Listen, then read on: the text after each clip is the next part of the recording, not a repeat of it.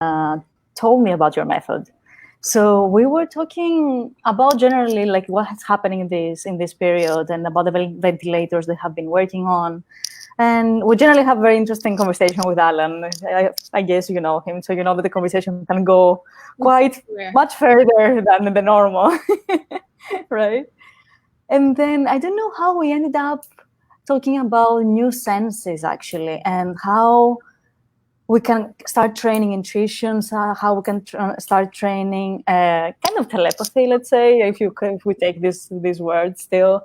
And he was telling me about your method, and he told me that a friend of mine is doing this method that you can actually understand much more of your inner responses, if I say it correctly.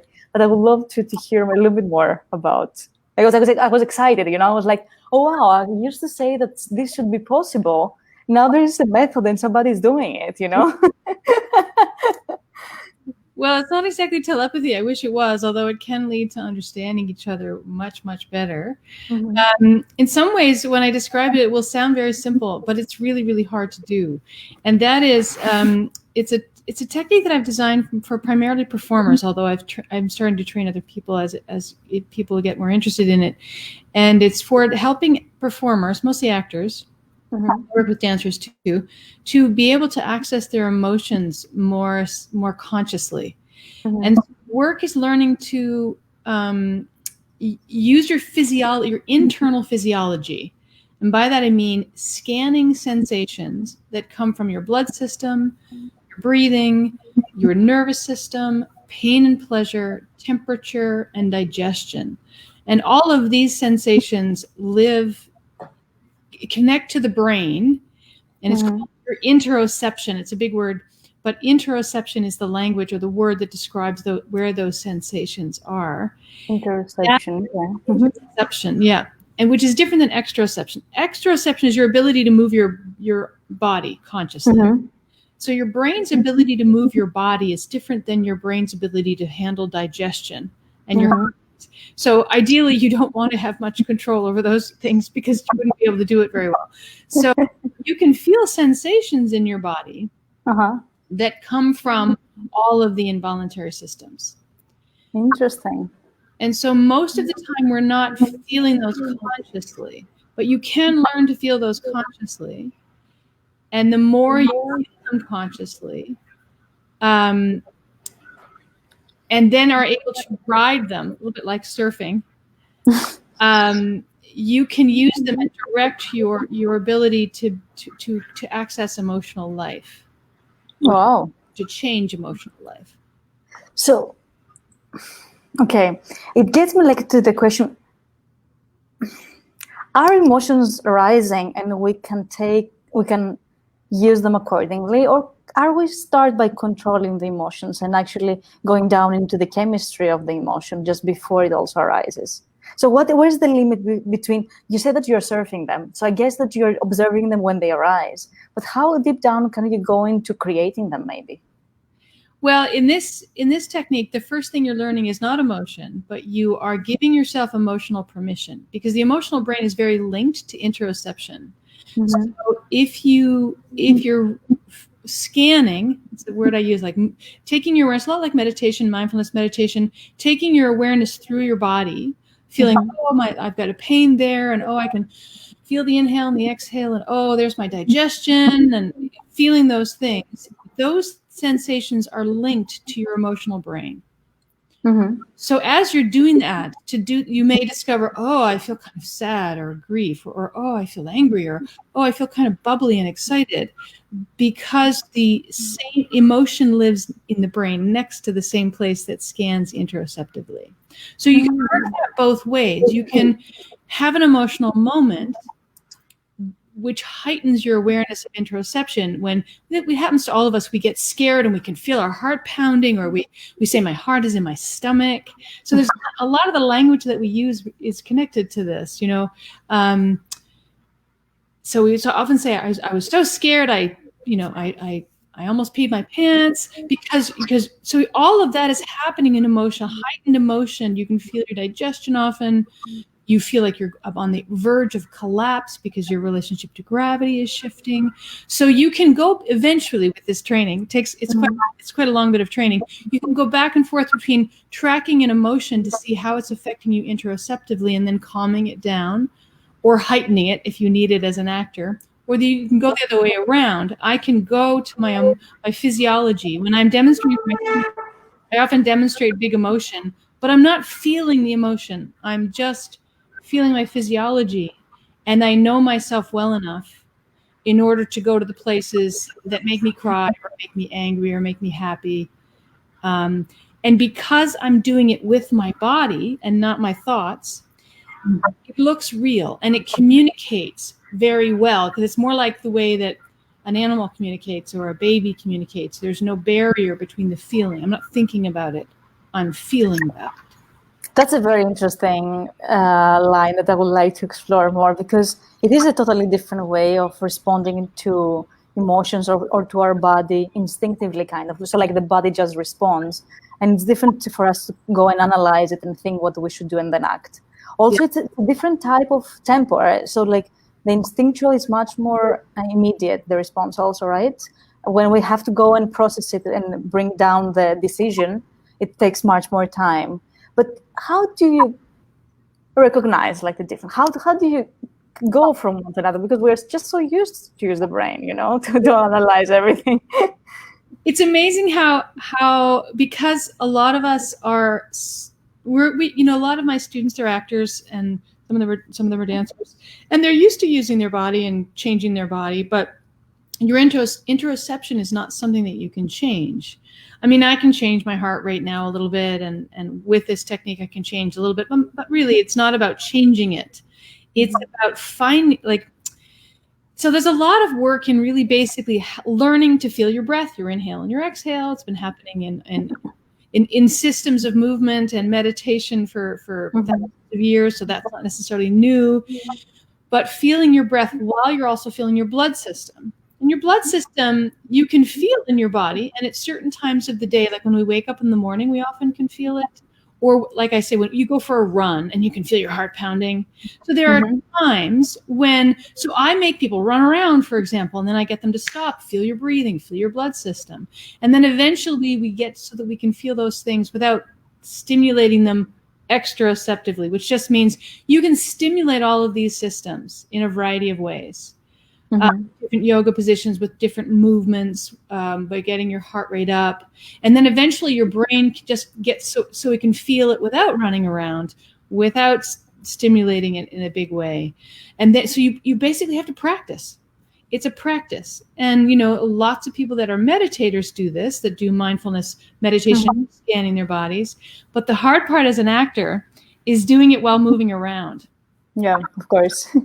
That's always the hard part, to combine the rational and the normal awareness, let's say, within more intensified inner awareness. Exactly. So how long does it take, like the training, or how long does it take for somebody to get into these levels of sensitivity, let's say? That's a good question. And I would say that with my students right now that I work with about 6 hours a week for a year, by the end of the year, this is how you know if it's working well. By the end of the year, you could feel them. If you come into a room, and the work has gotten very popular because people like to be in the room with it. Because if you get a room full of people doing the work, there's something that kicks out. I call it kinesthetic transference. You can feel them. And I have them warm up where they're singing and moving and doing the work simultaneously, which is very hard. So they're doing structured movement and singing at the same time. And the feeling in the room is really electric. And it's also intense because as the actors, they get really comfortable with kicking out whatever emotion they're having. So you might see someone screaming every now and then, crying every now and then, laughing every now and then, because in order for this to work well, there has to be emotional permission. And for some people, depending on their background, that takes longer than others. And it certainly takes a lot of time to distinguish the difference between thinking that you're feeling your blood system and actually feeling your blood system. Because your brain is really efficient. Your brain learns to kind of put things in the background, which we have to do to function. But with this practice, you're learning to bring it in the front. so that you're feeling your digestion all the time, and you're not all the time. I call it juggling, because you can't actually feel everything at the same time.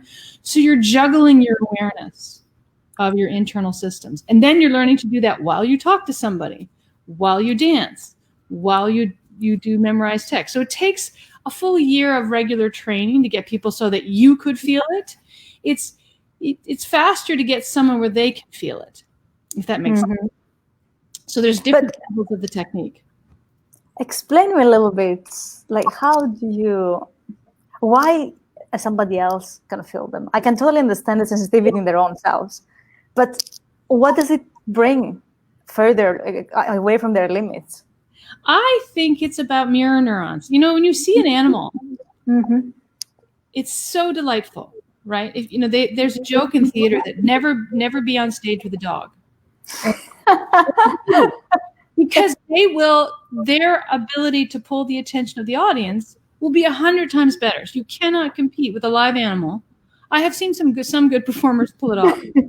Really, there's some very sophisticated performers in Japan that do very, very deep work, that perform sometimes with animals on stage. Butoh, B-U-T-O-H, it's a beautiful dance form. They can pull it off, but they do years and years and years and years of training. So I think animals and babies haven't unlearned, right, all of this. They can, an animal is feeling all its physiology. A baby is feeling its physiology.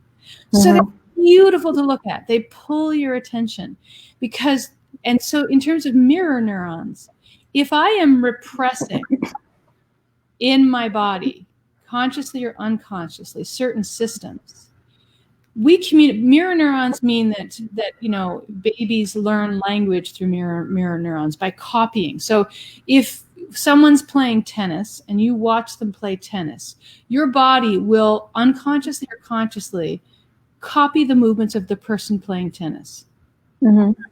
Whether you're aware of it or not, when the tennis player lifts their arm to hit the racket, your mirror neurons are doing the same thing in your head. They know this now, and it was a huge change in our understanding of communication. So I would say that people in the dance and theater world have known that forever, but they didn't have the scientific language for it, that your body is copying my body. Dancers do this all the time. That's how they learn. So unconsciously, when you're watching someone who's interoceptively alive, so to speak, I think it awakens the interoception of the observer, if they're open to it. If they're open to feeling it. So I think it relates to mirror neurons and the ability of our body to consciously and unconsciously read another body. Very interesting. It also makes me wonder, our brain does put everything in the background to kind of be able to be more efficient, right? Like in terms of using less energy and just being more efficient. Our brains it's quite lazy. It'll try to save energy from wherever they can, right? Does it slow down the normal processes when you start having everything in the foreground? Yes. I mean, again, a lot of this work is very physically demanding. And then there are periods of time where you have to be very slow. In fact, to learn to feel the blood system, I have a lot of students to have to do homework around lying on the floor with their legs against the wall or legs higher than their body and feeling their heart muscle, for example, and feeling often the places where people can feel their blood system, and some people can feel it more easily than others, is you feel your heart beating maybe, and then you feel blood pulsing in your hand, and then you lie very still and you try to feel, can I feel where the blood is moving from my heart down my arm? Can I feel where my hand, the flow is happening from my hand through my arm? And then eventually, and it's so much fun, you'll have a bunch of people lying on the floor doing this, and every now and then someone will go, oh, I can feel it. I think what I'm talking about is mythical. And it's not. Once you feel it, it's not abstract. It's very concrete. And so when if it feels like a vague sensation, then you're not actually feeling it. Because feeling your blood pulsing from your heart to your hand is wonderful and real and very alive. So when people think, oh, I think I have it, I go, if you think you have it, you probably don't have it. Because you'll exclaim, because To feel your full blood system through your whole body is such a beautiful feeling. Unfortunately, most of us have learned to associate the feelings of the blood system with emergency, panic, neurosis, someone is dying. So they associate the feeling of the blood system because that's when they felt it, right? Maybe walking down the street and they saw a car crash. And that's when suddenly their emotional brain opens up and they can feel their whole blood system. So they've learned to associate that sensation with things that aren't so positive. But those things don't have to be connected. You can feel your blood system with positive feelings or negative feelings. But if you've only felt them in the context of panic and fear, then you will think it's a bad thing to do. Of course. But I'm thinking also that it might be actually reassuring when you are able to go and kind of check if your blood, like how is your bloodstream, right? By the time you gain this awareness. Yes, it is. and it makes you very sensitive. Some students, when they get very good at this, go through a phase where they have a hard time because they can feel so much. It's once you can feel it, it can get very loud and overwhelming. In fact, if you're feeling all of the systems at the same time, as best as you can, most people collapse in the early stages. They get very dizzy and they fall over, and it gets overwhelming. Yeah.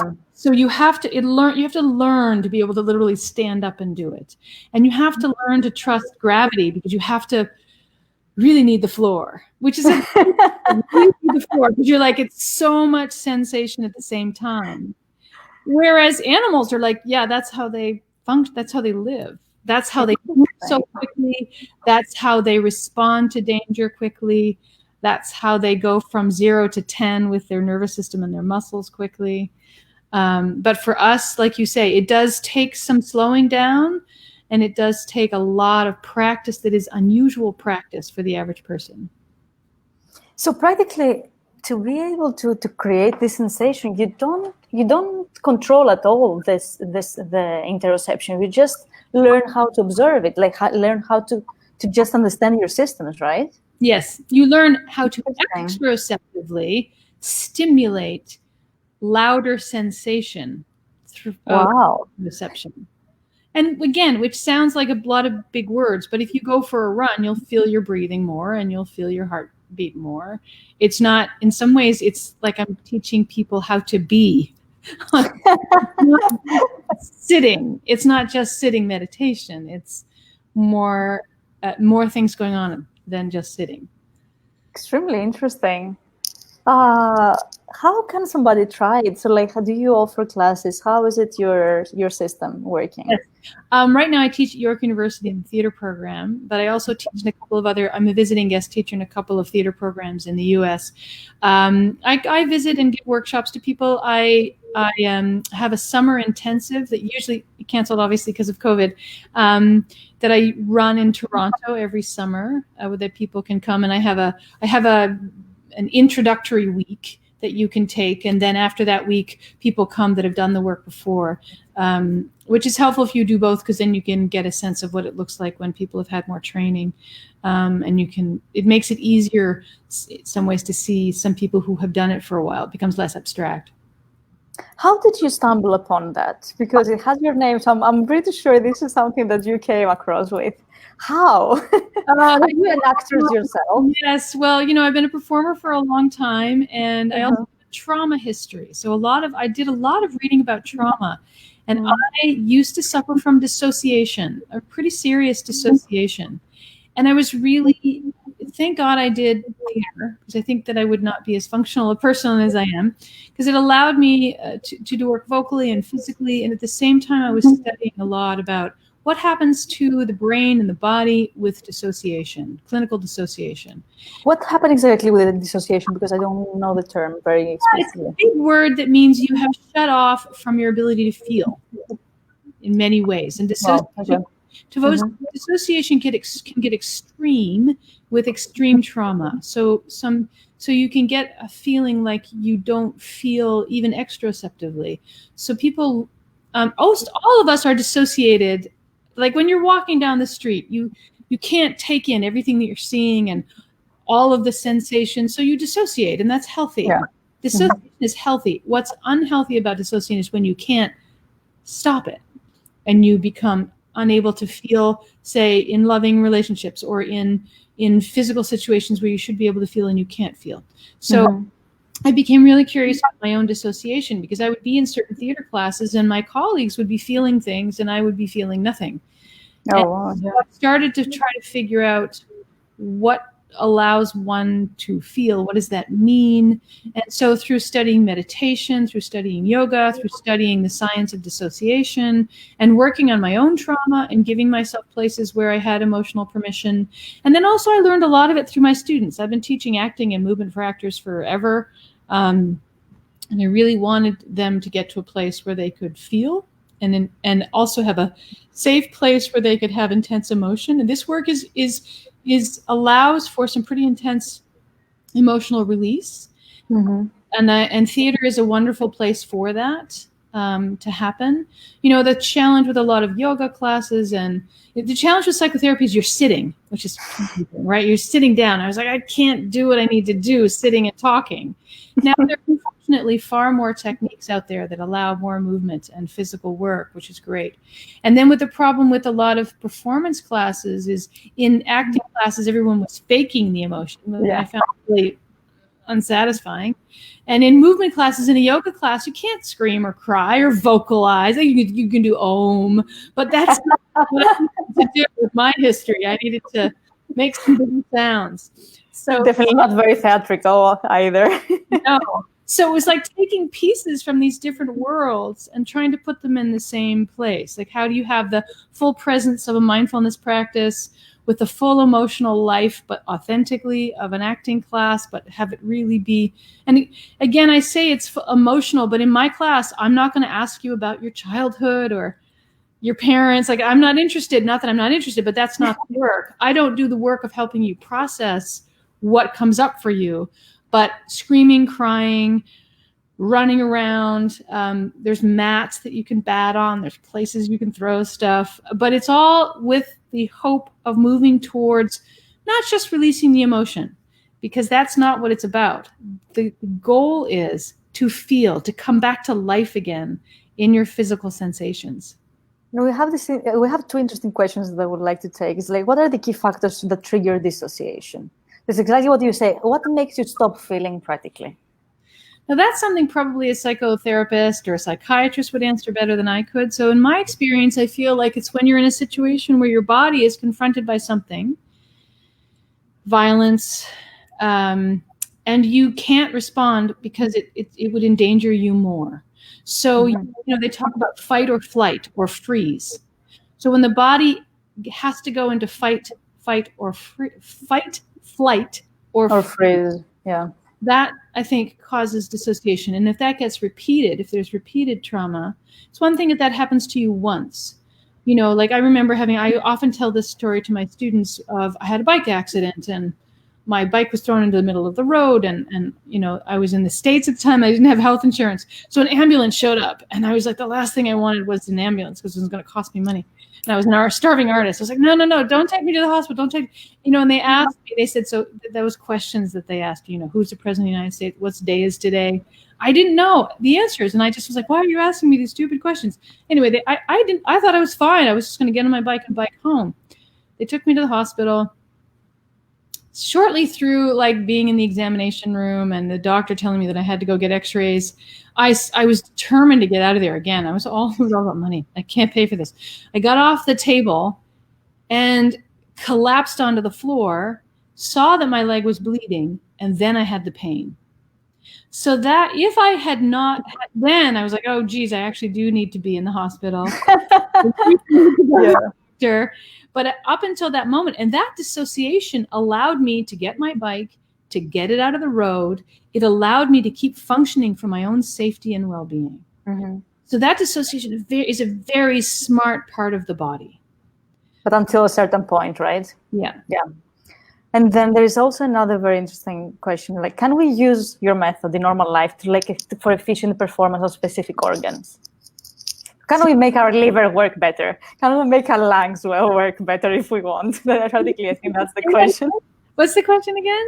Can we make our liver like deliberately work better if we have a deficiency? Can we make our lungs? That's a big question that I would never claim with this work. Never. I mean, I do think that scanning your body, you know, I have a certain headache that's what's called trigeminal neuralgia, and it's a very bad headache. And you know, there's these drugs you can take for it, but I do a lot of deep meditation, and I say to a lot of my students who are dancers, I'll say, you know, if you've got a particular pain in your leg, sit down with an anatomy book, feel that pain intensely, then look at the anatomy book, go back and forth from the anatomy book to the pain that you're experiencing, and see if you can identify exactly what the pain is and where it is from inside. Experiential anatomy. Someone named Bonnie Bainbridge Cohen, who does a wonderful technique called BMC, does a lot of that. I don't think that any of us in this world of performance and dance and experiential anatomy would claim, maybe there were some people that say that you can heal your liver. I would not claim that. However, do I think it's healthier to be able to feel your own body and to work with pain and pleasure in your body and to be able to respond to it and not shut it down? Absolutely. Is that healthier? I think absolutely. Yeah, I can imagine. And taking it like more into the meditation practices, they do believe that by placing your attention, you actually allow more life force and life energy to go into this specific organ. Exactly. And this, yes, for sure. And this work definitely helps you go deeper past just exteroception and into interoception. Okay, that's a funny question. So you said that it takes almost like a year until somebody gets into the point that practically they can continue practicing alone, right? And then it just gets deeper and deeper, and you just know the techniques somehow, right? Yes, I mean, it takes a long time, but it depends on the person. So if someone has a strong mindfulness meditation practice or a yoga practice or a running practice or a dance, like there's a number of things. Some dancers, it's harder for them because they are so trained to feel exteroceptively that it's hard for them to shift gears. So it doesn't necessarily mean, oh, I'm a dancer, I'll be better at this. Some dancers, it takes them longer. So I had a student, for example, once who had a lot of internal surgery. She had some tragic things happen when she was young. So she had a lot of her digestion operated on. So she had a lot of sensation in her stomach all the time. Yeah. She learned the work really, really fast. Because for her, oh yeah, pain and pleasure deep in my body, I got that all the time. So it's funny. And as I get older and I've had various illnesses, this work, I used to be super fit and I would run around to find all this sensation. The beauty of this work is you're older, you have more sensation. Pain becomes a doorway.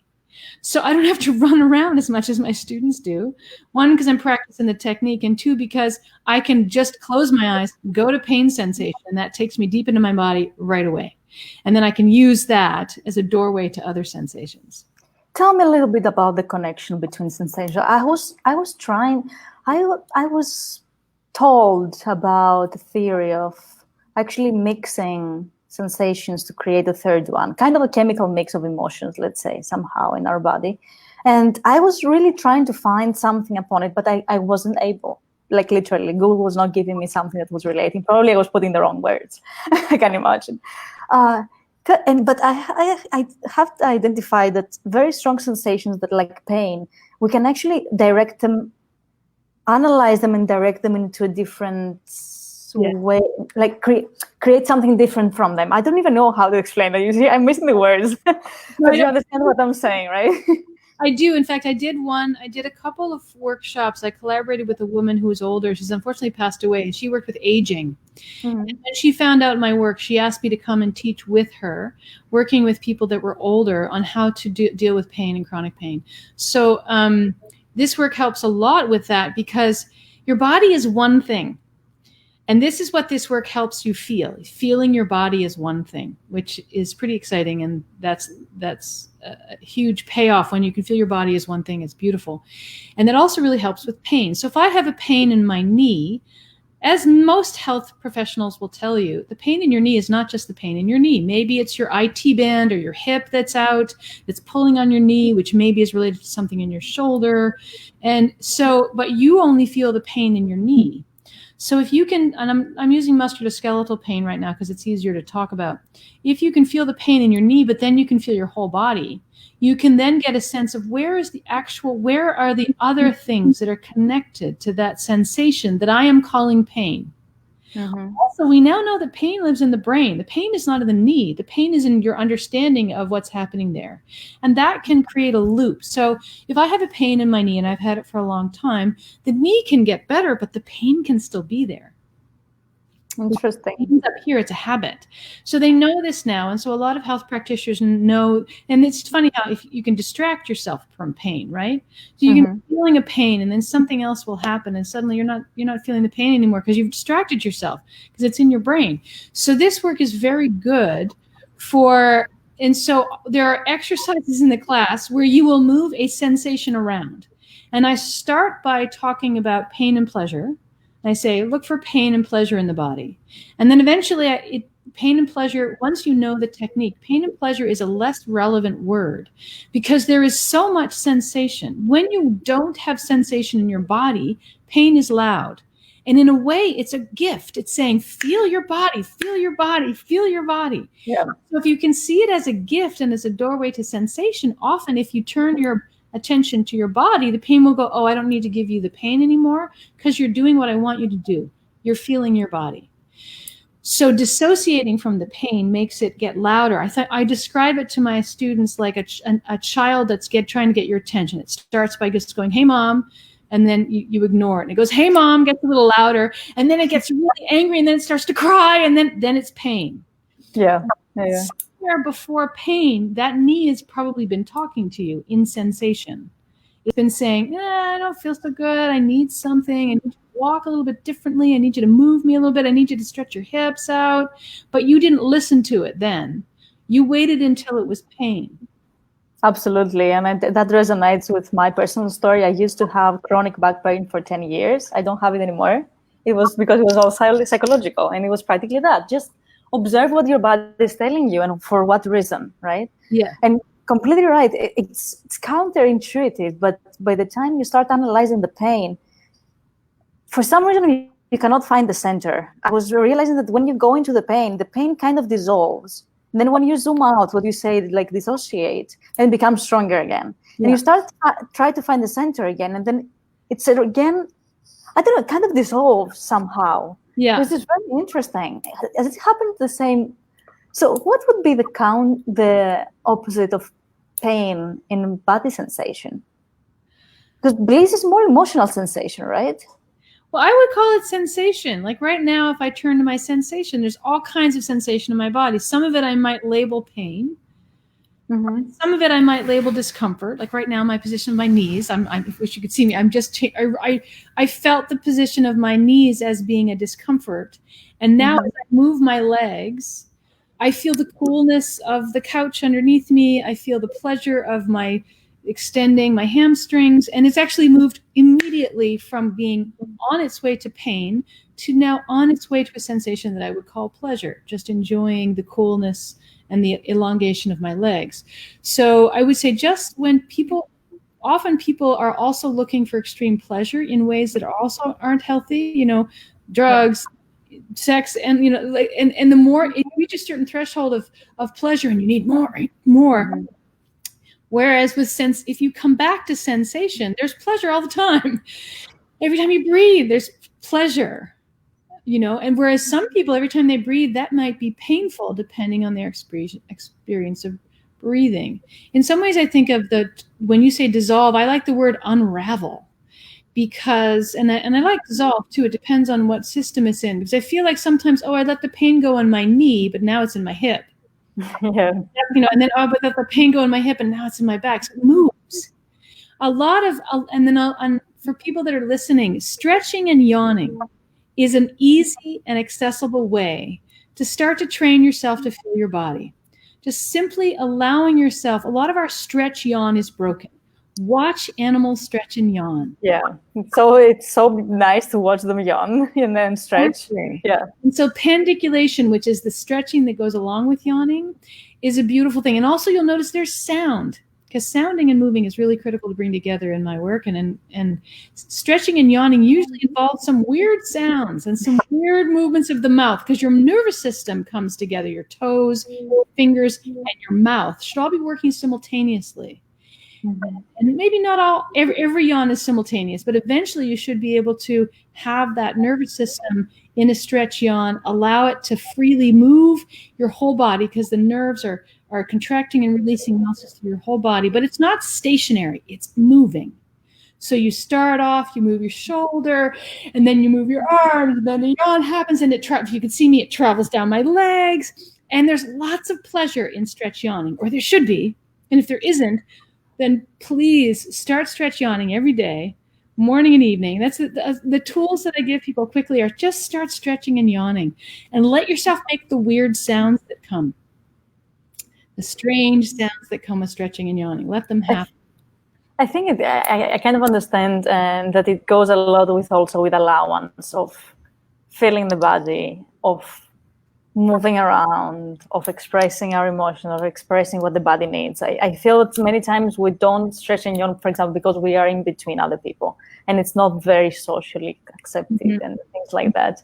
But in the end, we end up restricting our own bodies, and we end up in pain, like physically and very, very literally.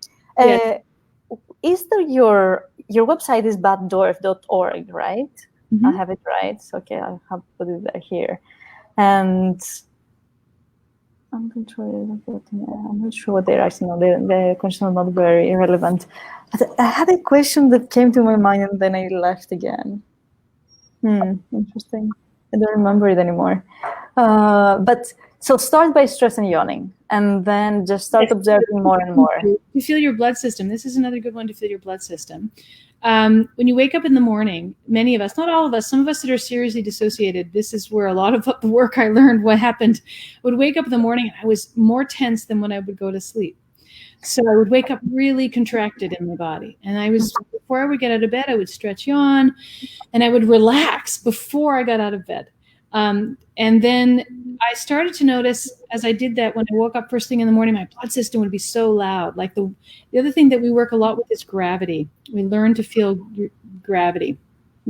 I think it's Martha Eddy, who's a wonderful somatic teacher, and she's written a lovely book. I forget what it's called. She talks a lot about gravitational sense, that the ability to feel gravity is and so I work a lot with gravity in my work. And so when you wake up in the morning, let yourself really feel that heaviness, that kind of heaviness, and the throbbing and flowing. So the blood system will feel different to different people, but it moves, so it's like a flow, and it also pulses. But it's not just your heart. When people are like, oh, I can feel my heart. It's like, well, the blood system is way more than just your heart. It's all of the multiple pulses happening in your whole body. So if you can't feel your blood system, as soon as you wake up in the morning, don't move. Like set your alarm, but don't move. Even don't turn off the alarm, because as soon as you move exteroceptively, the brain changes. As soon as you shift to turn off your alarm, those of us that are trained can maybe go back quickly to interoception, but most of you have now changed the pathways in your brain to feel interoception. So you can just lie there and feel the gravity, the weight of your body, however you experience that. Feel blood and feel breathing, but it's really just focus on one of those three things. Actually, is better than another to do all three. And then try to stand up. This is actually harder than it sounds. While maintaining your ability to feel your blood flow and your blood moving. During COVID, this is an exercise because it's not just have to be anywhere is in the same way, or many of us, other than those blessed people who do, and thank you to them. And also getting in and out of the shower, or in and out of hot or cold water. So when we change temperature radically, especially when it's hitting the skin, that can help us feel our blood system. So changing temperature can also help you feel your body. So when people are starting the work, I give them these things for homework. Notice your blood system before and after a shower, in the shower, and when coming out of the shower. Notice your blood system in Canada. You're in a nice, warm, heated apartment when you step outside into the cold, or in warm countries when you're in air conditioning and you step out into the heat, or you step into the air conditioning. Whenever you're transitioning from a significant temperature change, notice your body. And the other thing I say is pain.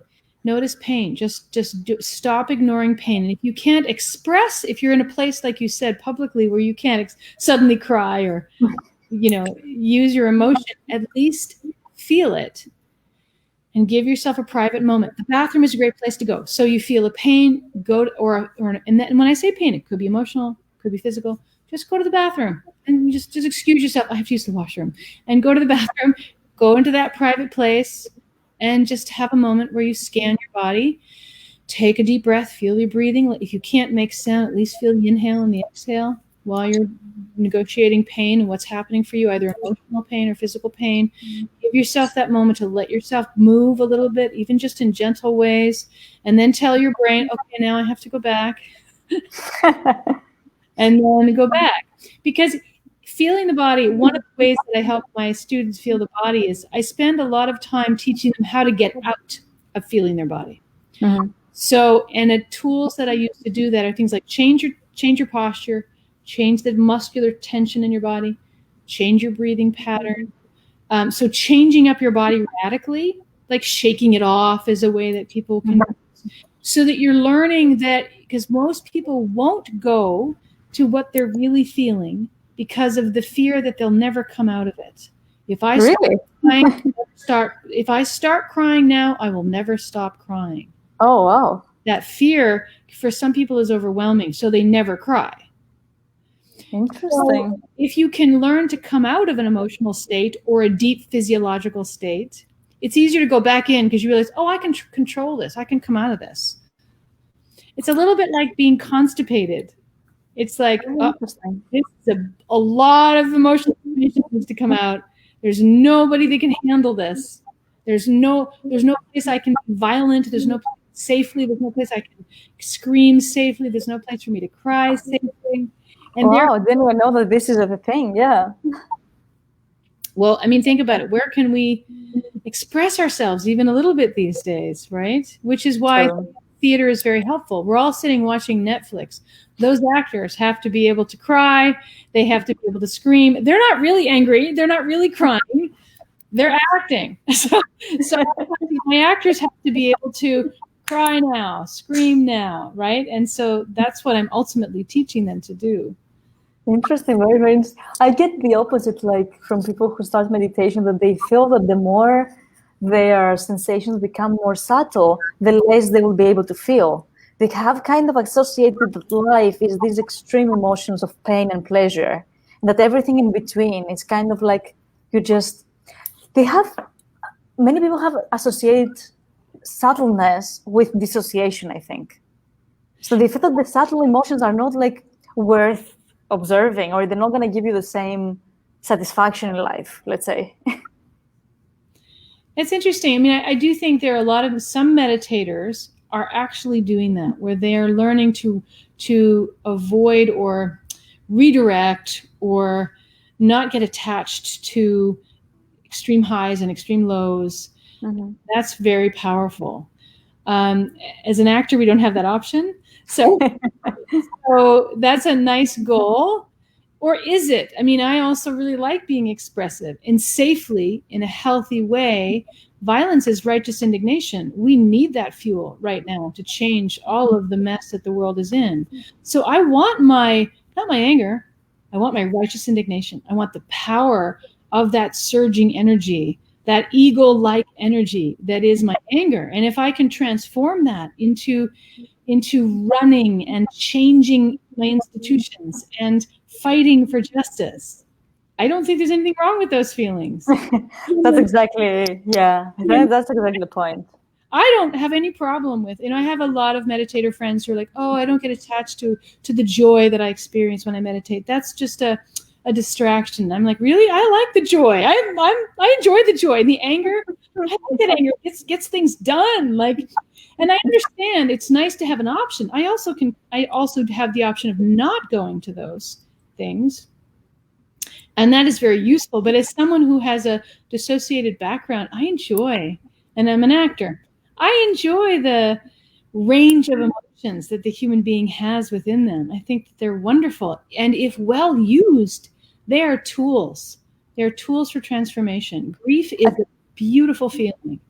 I think that's the whole point. Instead of being just a burst of emotion that we don't know where to put, they have to be transformed into life, and then they totally change why they're there, the emotions. So I know that you have another call. That was so interesting. Thank you so much. I would love to learn more. I will go and check your website, but also if you have programs coming up, probably online because I'm not there, or if you're thinking about anything, please let me know, because I feel that we do have to go deeper into our bodies and understand them, because I feel that our society has been rejecting the body, and that has brought a lot of interesting blockages in our whole society. Yeah. So I feel that go back and actually just listening to it, because for me it's just like that's just listening back to what is inside. It's critical. It is critical. Transform the way we use our bodies. Thank you so much, Erica. You're welcome. Thank you. So nice to meet you. And nice to meet you. I'll keep you informed of if I ever do anything online with COVID. I'll let you know. Please do. Have a beautiful day, and we'll like the next call. Thank you. Bye.